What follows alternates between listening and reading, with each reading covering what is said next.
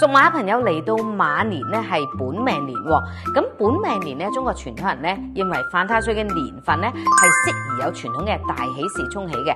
所謂一喜擋三災，無喜是非來，太歲當頭坐，無喜必有禍。犯太歲嘅年份如果有傳統嘅大喜事，包括住結婚、添丁、買樓，當然係最好啦。冇嘅話咧就要預咗咧係比較變化比較多嘅年份嚟噶咯。好在我哋都有啲吉星照住，有將星啦，將星係領導才能嘅星，呢個星代表住如果你做一啲武職嘅工作嘅話，譬如一啲紀律部隊咧係相當之唔錯，同埋你嘅領導才能都可以發揮嘅。